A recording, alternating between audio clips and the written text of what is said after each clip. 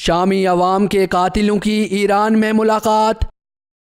Tehran میں شام جنگ کے 8 سال بعد 15 لاکھ شامیوں کے قاتلوں کا بڑا اجتماع منعقد ہوا۔ اس اجتماع میں ایران کے سپریم لیڈر آیت اللہ علی خامنائی، ایرانی صدر حسن روحانی، ایرانی ملیشیاؤں کے سربراہوں سمیت 60 لاکھ شامیوں کو گھر سے بے گھر کرنے والے درندے بشار الاسد نے شرکت کی۔ صدر بشار الاسد کا 2011 میں شروع ہونے والی شام جنگ کے بعد ایران کا یہ پہلا سرکاری دورہ ہے۔ شامی ایوان صدر کے ایک بیان کے مطابق ملاقات کے دوران بشار الاسد نے اپنی حکومت بچانے کے لیے ایران کا شکریہ ادا کرتے ہوئے کہا کہ اگر ایران میری مدد نہ کرتا تو آج وہ نہ ہوتے اور نہ ہی ان کی حکومت۔ واضح رہے کہ بشار الاسد کو بچانے کے لیے ایران نے پاسداران انقلاب، القدس فورس، زینبیون، فاطمیون اور دیگر ایرانی ملیشیاؤں کے ہزاروں شدت پسندوں کو شام بھیجا۔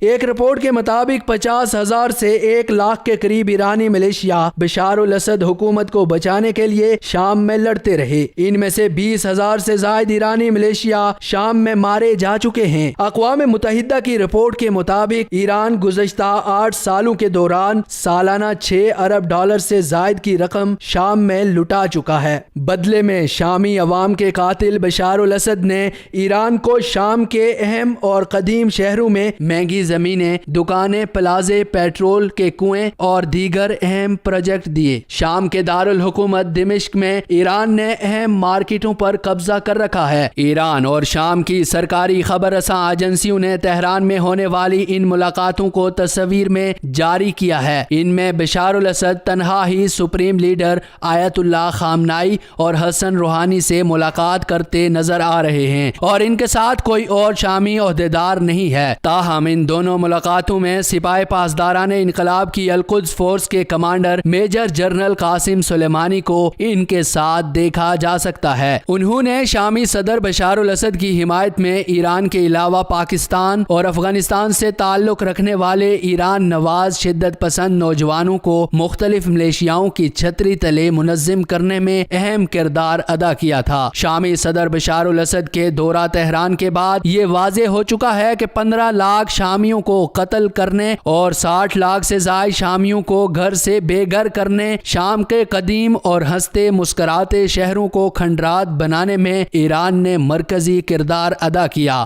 بشار الاسد، علی خامنائی، حسن روحانی شامی عوام کے اصل قاتل ہیں۔